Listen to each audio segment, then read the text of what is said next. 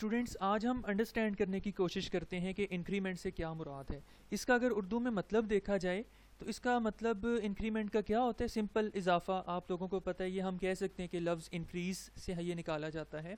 तो इस चैप्टर में हम दो ही चीज़ें पढ़ रहे हैं, एक है हमारे पास इंडिपेंडेंट वेरिएबल और दूसरा है हमारे पास डिपेंडेंट वेरिएबल।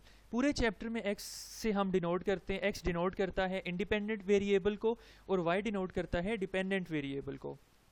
अब हम समझने की कोशिश करते हैं कि जो इंक्रीमेंट ऑफ एक्स है इससे क्या मुराद है। ये मैंने एक डायग्राम आपकी समझने के लिए बनाई है। ये जो ट्वीटी आपको येलो कलर की नज़र आ रही है, हम फ़र्ज़ कर लेते हैं ये इसकी इनिशियल पोजीशन है और इसको मैथ में हम x1 से डिनोट कर देते हैं। कुछ देर के बाद ये चली, इसने कुछ डिस्टेंस कवर किया और ये पहुंच गई न्यू पोजीशन के ऊपर, x2 के ऊपर। तो इसकी ये पोजीशन में चेंज कितना आया, ये चेंज हम कैसे निकालते हैं, इंट्रोडक्शन में हम देख चुके हैं, इसको समझ चुके हैं कि सिंपल सा फार्मूला है final value minus initial value. तो इस चेंज को हम डिनोट कर देते हैं डेल्टा एक्स से। ग्राफिकली ये ब्लू लाइन जो है इसकी ओरिजिनल पोजीशन में चेंज को शो कर रहा है कि इसने इतना नया फासला कवर किया। ठीक है, तो इसको हम डिनोट कर देते हैं डेल्टा एक्स के साथ। सही है। अब ये जो चेंज आया है, ट्वीटी ने मूव किया पॉजिटिव एक्स एक्सिस की साइड पे, तो चेंज हमारे पास क्या आया, पॉजिटिव। सिमिलरली ये इस साइड पर भी तो मूव कर सकती है, लेफ्ट साइड पर भी। तो जब ये along negative X axis move करेगी, towards negative X axis move करेगी, तो ये चेंज क्या आएगा, नेगेटिव। इस वजह से हम कहते हैं जो चेंज होता है हमारे पास वो क्या होता है, पॉजिटिव भी हो सकता है और नेगेटिव भी हो सकता है। अच्छा, इसके बाद हम देखते हैं कि इसकी नोटेशन क्या है। इसको हम शो करते हैं इस चीज़ के साथ, ये इसको हम डेल्टा एक्स बोलते हैं। ठीक है, ये क्या है हमारे पास, डेल्टा एक्स है।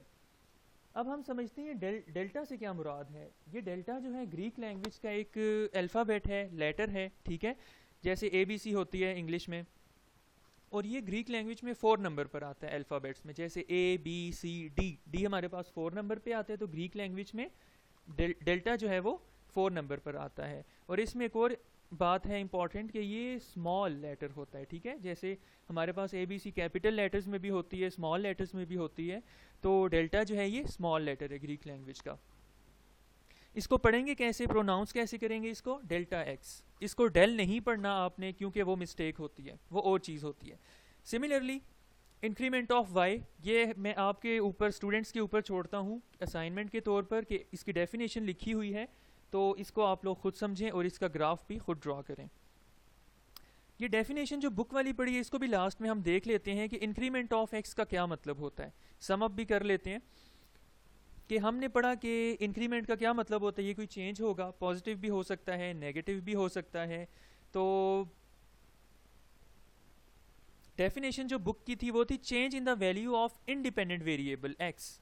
एक्स में जो चेंज आएगा उसको क्या कहोगे, increment of x is called increment of x. अच्छा, इंक्रीमेंट ऑफ वाई, इसका हिंट ये है कि ये लॉन्ग वाई डायरेक्शन में चेंज होगा। मिसाल के तौर पे अगर पहले वो इधर है कोई चीज़, तो फिर बाद में इधर चली जाएगी, टोटल कितना डिफरेंस आएगा उसकी पोजीशन में, तो उसको हम क्या बोलेंगे, इंक्रीमेंट ऑफ वाई।